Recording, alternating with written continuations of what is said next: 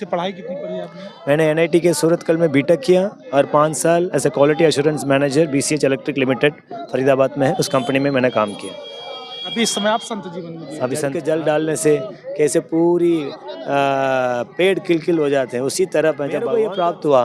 Then मैं एक व्यक्ति, अच्छा व्यक्ति हो जाऊँ, मैं नुकसान नहीं करूँगा इस देश। एक बार फिर से आप सभी देशवासियों का कवि संतोष चैनल पर हार्दिक स्वागत बंधन। मैं कुंभ मेले में हूँ आज और सौभाग्य है कि इस पावन पवित्र संगम का दर्शन करने का मुझे भी सौभाग्य मिला है। एक बड़ी भीड़ को चीरते हुए आज हम यहाँ पहुँचे हैं। लगभग 41-42 संगम घाट बनाए गए हैं स्नान के लिए और 32 पीपा पुल बनाए गए हैं। 25 सेक्टरों में महाकुंभ को बांटा गया है। सेक्टर नंबर 1, 2, 3, 4, 5 करके 25 सेक्टरों में बांटा गया है। आने जाने के संसाधन लगभग 15 किलोमीटर पहले से बंद कर दिए गए हैं। यहाँ तक आने के लिए पैदल ही चल के आना पड़ता है दर्शनार्थियों के लिए। जो प्रयागराज संगम है, जहाँ ट्रेन आकर के रुकती है, वहाँ न रोक करके उसे प्रयागराज जंक्शन पर ही रोक दिया जाता है या इधर की ट्रेनें बाहर रोक दी जाती हैं। तो वहाँ से यहाँ तक आने में काफ़ी यात्रियों को मशक्क़त करनी पड़ी है स्नान करने के लिए। उसी मशक्क़त को चीरते फाड़ते हम भी यहाँ आए हैं। तमाम संतों का महासंगम है, दर्शनार्थियों का महासंगम है। ये बहुत बड़ी भीड़ है। बेशक किसी को ये पता नहीं कि महाकुंभ क्यों लगाया जा रहा है, इस महाकुंभ का मर्म क्या है, इस महाकुंभ का असली अस्तित्व क्या है, इसका साइंटिफिक और आध्यात्मिक रीज़न क्या है। लेकिन भीड़ का एक बड़ा रेला यहाँ देखने को मिल रहा है, एक बड़ी भीड़। और इस भीड़ में तमाम कौतुक, तमाम आश्चर्य आप देख सकते हैं, दिखाएंगे भी हम लगातार न्यूज़ में। लेकिन आइए एक ऐसे प्लेटफॉर्म से आपको जोड़ते हैं जहां भगवत गीता, ये श्रीमद् भागवत गीता यथारूप लिखा हुआ है। ये किताब लगभग निःशुल्क बांटी जा रही है।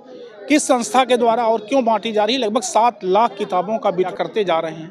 आइए पूरी जानकारी समायोजित करते हैं कि इस तरह से भगवत गीता का वितरण कौन सी संस्था क्यों कर रही है, इसका लाभ जनमानस में जानने से क्या होने वाला है।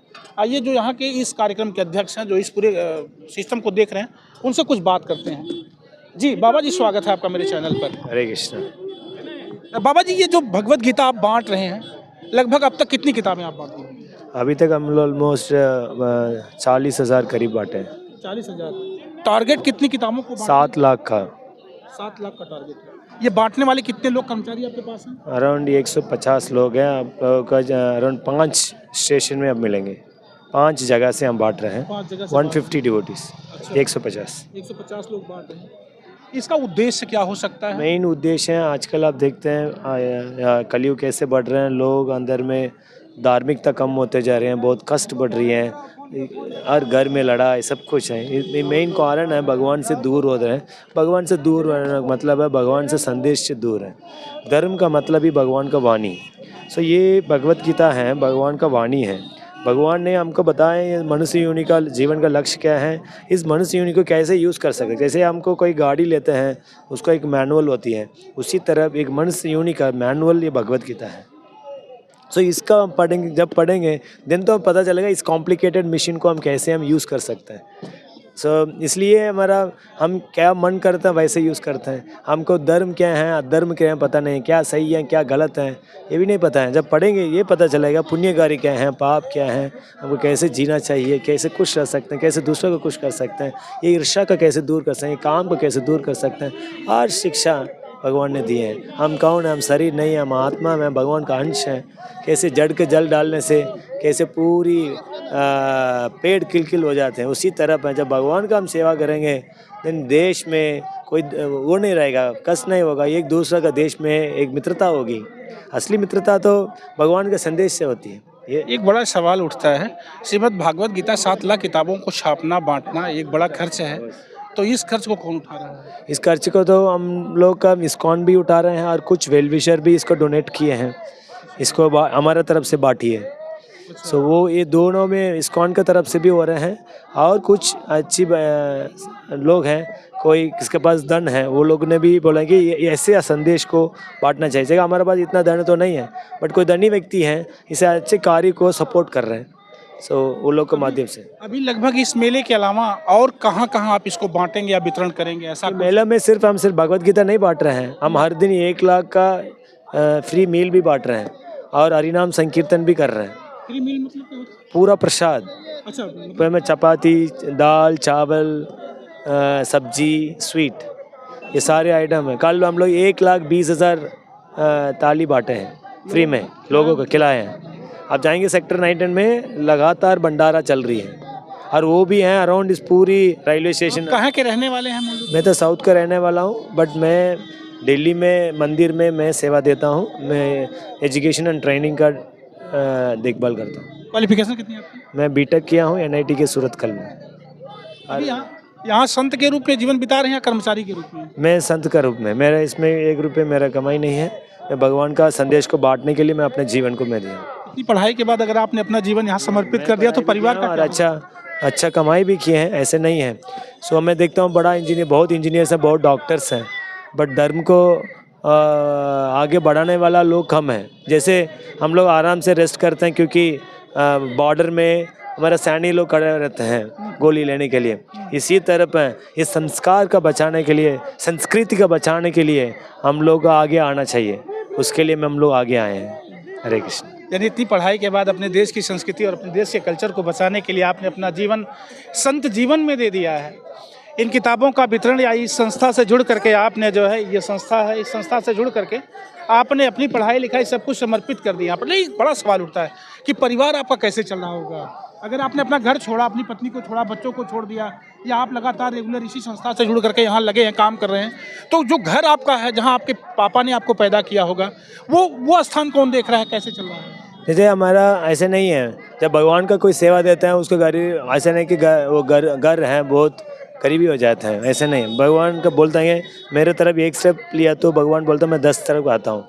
हर चीज़ भगवान से प्राप्त होता है। हर एक साक्षात मेरा घर का उदाहरण है। मैं तो 1 लाख रुपए कमाता, मैनेजर था मैं, बट जब मैं आने के बाद वो लोगों का कोई कभी कमी नहीं हुआ और खुश हैं। मेरे 3 भाई हैं, वो भी देखभाल करते हैं। पहले मैं बहुत गरीबी में था, जब से मैं भक्ति कर रहा हूँ मैं देखता हूँ भगवान ने बहुत अच्छा उसको देखभाल कर रहे हैं, और वो लोग भी भक्ति कर रहे हैं, वो लोग भी भक्त हैं, और बहुत वो गर्वित होता है मेरा बेटा आज भक्ति कर रहे हैं। अच्छा, एक सवाल और कर लें आपसे, बस अच्छा लग रहा है बातचीत करके आपसे। जहाँ इतनी पढ़ाई, आप बीटेक करते हैं, एमटेक करते हैं, साइंस पढ़ते हैं, इतना पढ़ते हैं, और फिर अध्यात्म या अंधविश्वास, इसे या अंधविश्वास और अध्यात्म दोनों बातें कर लेते हैं, यानी पूजा पाठ पाखंड, तो विज्ञान को पढ़ करके और यहाँ आ जाने में आपको कैसा लगता है? पता तो नहीं लगता है? नहीं, एक्चुअली ये आध्यात्मिक है, ये कंप्लीट साइंस है। हम अंधविश्वास बोल रहे हैं क्योंकि कोई व्यक्ति नहीं है इसको लॉजिकली समझाने वाला नहीं है, इसलिए हम माइथोलॉजी बोलते हैं और ये अंधविश्वास बोलते हैं। Everything is science. ये कृष्ण कॉन्शियसनेस है, भावना में सब परफेक्ट साइंस है, क्योंकि हमारा मुख्य, हमको कितना दंड है, सब कुछ है। क्या हमारा हृदय में भौतिक इच्छा को आप साफ कर सकते हैं? काम क्रोध लोभों को आप शुद्ध कर सकते हैं? हमारा कोई भी भौतिक इच्छा को हमारे पास साफ करने का कोई शक्ति नहीं है। बट भगवत गीता का पढ़ के समझ में आता है कि ये भगवान का नाम में इतनी शक्ति है। वो क्या कर सकते हैं? मन का गंदगी है, वो धूल है, उसको साफ कर सकते हैं। जब चेतना शुद्ध होगा हम देखेंगे, अच्छा लाल चश्मा पहन के आप देखेंगे तब लाल दिखेगा। इसी तरह गंदी चेतना से किसी अच्छी चीज़ को भी क्या कर देंगे, गलत नज़रों से देखते हैं। सो इसलिए सबसे बड़ा कठिन कार्य है वो अपने चेतना को शुद्ध करना। आज मेरे को ये प्राप्त हुआ, देन मैं एक व्यक्ति, अच्छा व्यक्ति हो जाऊँ, मैं नुकसान नहीं करूँगा इस देश को। नुकसान करने वाला बहुत है। एक बंदर को AK-47 दे दो, वो तो सबको मार देगा, खुद भी मार देगा। बट वही AK-47 कोई व्यक्ति, बुद्धिमान व्यक्ति को दे दो, वो सही जगह तो यूज़ करेगा। उसी तरफ है हमारा सबसे महत्वपूर्ण कार्य है, हर व्यक्ति का चेतना का शुद्ध करना। देन चेतना शुद्ध हो जाएगा, वासुदेव कुटुंबकम हमारा वो है, बट देन वह असली वासुदेव कुटुंबकम बनेगा। नहीं तो एक ही कुटुंब में, एक ही घर में लड़ाई होगी। आप नहीं जानते हैं एक ही घर में इतनी लड़ाई होती है क्यों? सबके अंदर में चेतना में समस्या है, चेतना में ईर्ष्या भरा हुआ है, सब कुछ है। सो ये एक हमारा छोटी सी प्रयास है। एक तो है खुद मैं अपना करके शुद्ध रखना, दूसरा का भी कैसे शुद्ध करना सिखाना, ये मेरा कर्तव्य है। ये मैं प्रयास कर रहा हूँ 15 सालों से। शुभ नाम आपका? मेरा नाम है गोपी बावदास। गोपी बावदास, आप साउथ के रहने वाले हैं? साउथ के रहने। एक बार फिर से पढ़ाई कितनी पढ़ी आपने? मैंने NIT के सूरतकल में बीटेक किया और 5 साल as a quality assurance manager BCH electric limited Faridabad में है, उस कंपनी में मैंने काम किया। अभी इस समय आप संत जीवन में जी? अभी लास्ट 15 ईयर्स से मैं संत जीवन जी रहा हूँ और लोगों को शिक्षा देता हूँ, ट्रेनिंग देता हूँ इस संस्कृति में, शास्त्रों में, सेवा भाव में, सदाचार में। बहुत अच्छा लगा आपसे बात करके। पुनः से बहुत हृदय से आपका आभार और धन्यवाद। और दोस्तों, आपको बताना चाहते हैं ये महासंगम है, ये महाकुंभ महासंगम है, और ऐसे ऐसे लोग, ऐसे विद्वानों मुखातिब होना है तो आपको महासंगम आना ही होगा, महाकुंभ आना होगा। और इसका कुछ ना कुछ साइंटिफिक रीज़न है, इसका वैज्ञानिक कारण है। एक बड़े विद्वान से और जिनका एक मिशन है कि लगभग 7 लाख किताबों को हम बांटेंगे। तो ऐसे ही देखिए अभी तक इनका उद्देश्य लगातार चलते चला जा रहा है। ऐसे व्यक्ति से मैंने आपको मुखातिब करा। ये मेरी वीडियो आपको कैसी लगी है कमेंट करके ज़रूर बताना। मिलते हैं जल्दी से अगली वीडियो में, पुनः से कुंभ की अगली वीडियो में मिलते हैं। तब तक के लिए आप लोगों से लेते हैं विदा। नमस्कार, प्रणाम। मैं आपका संतोष, मेरे साथ cameraman Roshan Yadav. Thank you.